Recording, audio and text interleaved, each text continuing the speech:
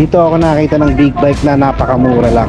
Ito, Apache 200 SI sa halagang 25,000. SkyDrive Sports ulit mga karepo, pero makukuha nyo na lang siya ng 9,000. Mas pinababa pa yung presyo. Yan, sa halagang 7,000. Hindi naman kayo maselan. Pwede na to, no? Sa halagang 3,000.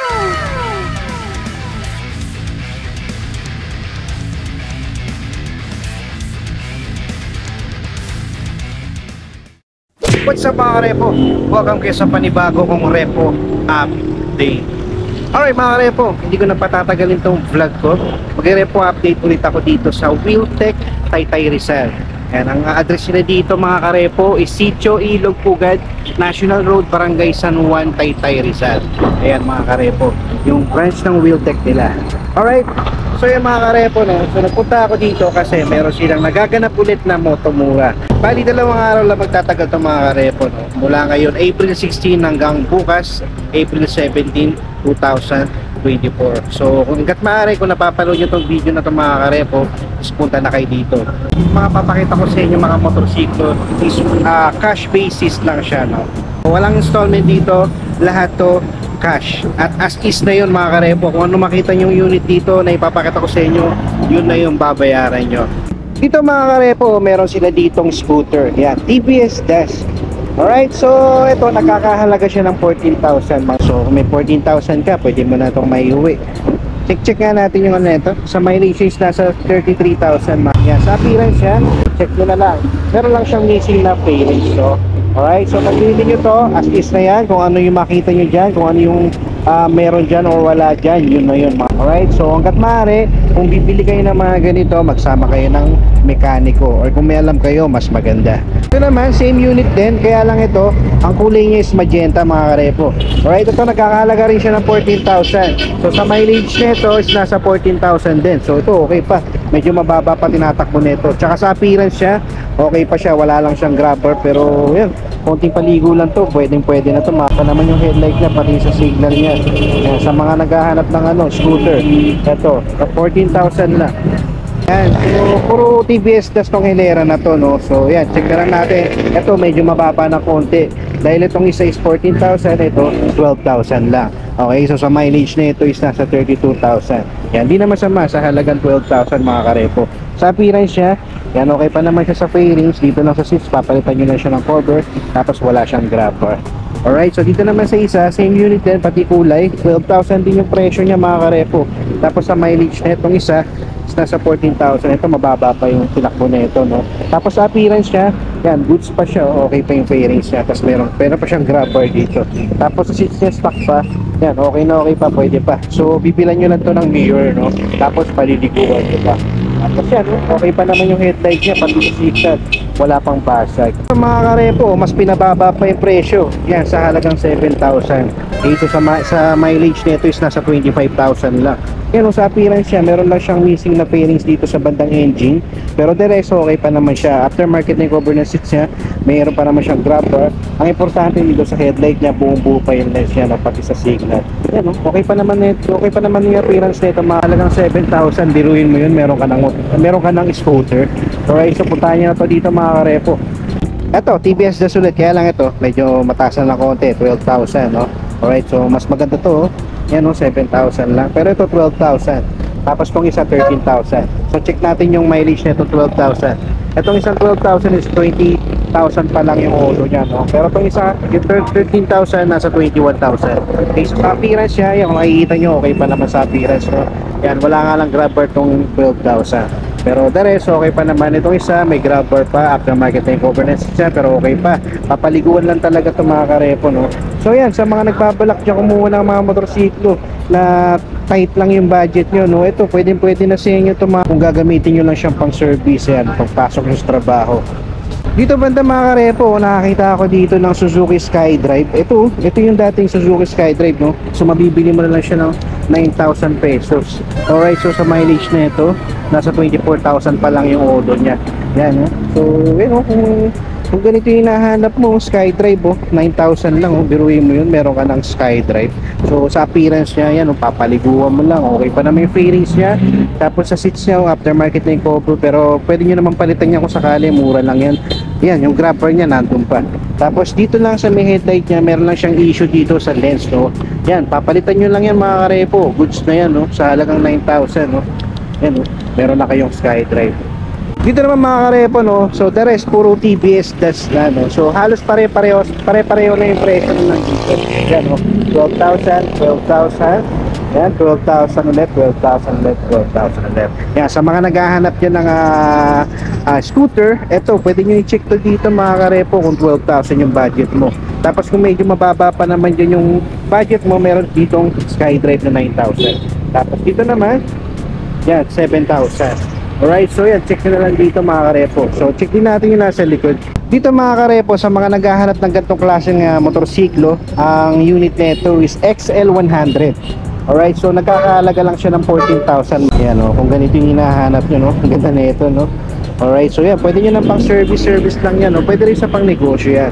Lagyan nyo ng, pwede naman lagyan ng sidecar to, no. So 100 sa halagang 14,000. Ito naman banda mga karepo, ito pang negosyo talaga. Pwede nyo lagyan ng sidecar, pwede pang tricycle, pwede pang service. Alright, so ito, yan, ang unit na ito is TVS Max 4R. Alright, nakakahalaga lang siya ng 12,000 pag kinuha mo siya ng cash. Okay, so yan, no. So sa mileage na ito mga karepo, ito 25,000. Okay, so sa appearance niya, kung mapapansin nyo, okay pa naman siya mga karepo, pwede pa to, no. Yan, no, kung 12,000 lang yung budget nyo, pwede ulit na kayo dyan mga karepo. Alright, itong isa wala pang presyo, pero I think di naman siya nagkakalayo ng presyo, no. Siguro mga 12,000 itong isa. Sa mga naghahanap dyan ng pwede pang negosyo, ito, meron sila dito TVS Max 4R sa halagang 12,000. Dito mga karepo, dito ako nakita ng big bike na napakamura lang. Ito, Apache 200 Fi sa halagang 25,000, may iuwi mo na. Alright, so sa appearance siya, kung mapapansin nyo, okay pa naman siya mga karepo. Yan, no? Wala pa namang basag sa fairings, okay pa yung stock mirror niya, nandito pa nga, oh. Dito lang meron ng konting missing dito sa part na to, pero the rest okay pa, pati sa seats niya okay na okay pa yung stock na seat niya, wala pang butas. Alright, so dito sa headlight, importante walang basag. Yan, wala siyang basag mga karepo, tapos okay na okay pa yung signal niya.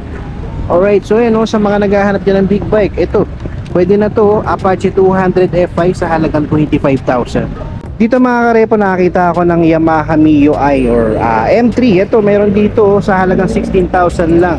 Yan, no? So sa appearance niya, kung makikita nyo, dito meron lang siyang missing part na front fender. Alright, so aftermarket na yung ano niya, no, suspension niya sa harap. Tapos sa mileage na ito is nasa 23,000 lang. Yan, biruin nyo, 23,000 pa na tinatakbo na ito, 16,000 na lang yung presyo niya, no. So yan, pwede nyo check dito, meron lang siyang missing dito talaga na parts, no. Katulad nito, dito sa front fender wala na, pati dito sa bandang engine niya, no. So yan, depende sa inyo. So sa halagang 16,000 pwede na yan. Alright, so dito lang sa headlight niya, meron siyang issue, no, basag na. Okay, so yan, sa signal okay pa naman. Alright, so yan, MIUI 125, 16,000. Dito naman mga karepo, branded ulit. Ito naman, Suzuki SkyDrive Sport. So ang kulay na ito is magenta. Okay, so nagkakahalaga lang siya ng 12,000 mga karepo. Yan, no. So sa appearance siya, sa fairings siya mga karepo. Yan, sa fairings siya okay pa naman, meron na lang siyang missing dun sa bandang likod, sa may taillight niya. Wala siyang grab bar. Tapos stock pa yung seats niya, okay pa naman. Sa mileage niya is nasa 68,000. Alright, so yan, depende sa inyo. Kung trip nyo, pwede naman, no, 12,000, napakagaan na yan. Tapos dito pala sa bandang gilid, no, meron lang siyang missing na fairings dito. Pero dito rin sa headlight, may issue na rin siya. Alright, so yan, sa halagang 12,000, tayo na bahala dito. SkyDrive Sports ulit mga karepo, pero ito ang kulay na ito silver. Tapos ang kinaganda pa rito, yung isa 12,000, no. So ito, makukuha nyo na lang siya ng 9,000. Yan, mas mababa mga karepo. Yan, mas pinagaan pa.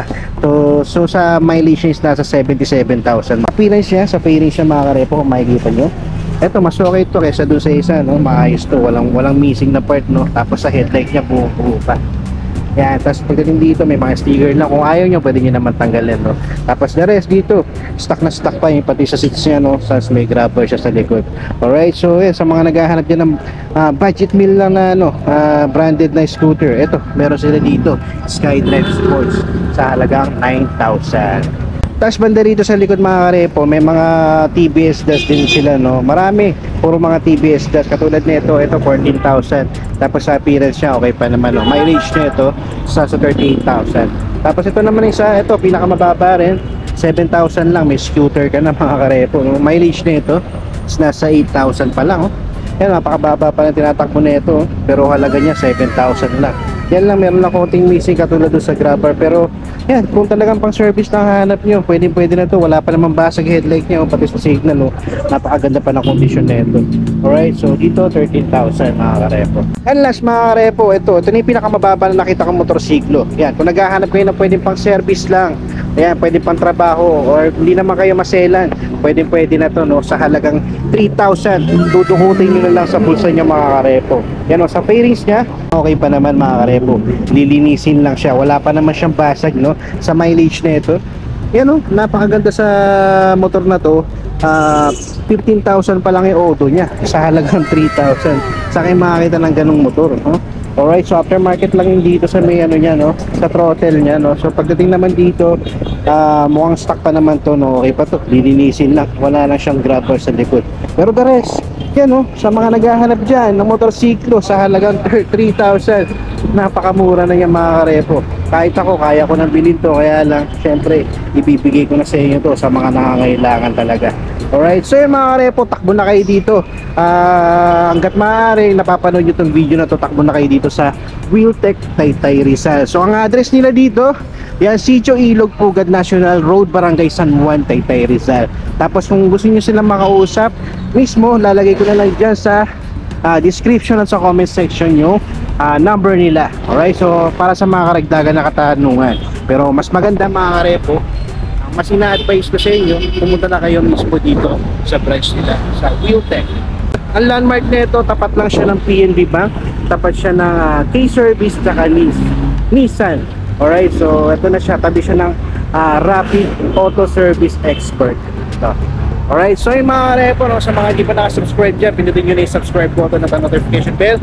Nang sa ganun, ay ma-notify pa kita sa mga susunod ko pang ilalabas na repo update. So hanggang sa susunod na lang mga repo. Maraming salamat sa umabot sa punto na to. So that's it for today.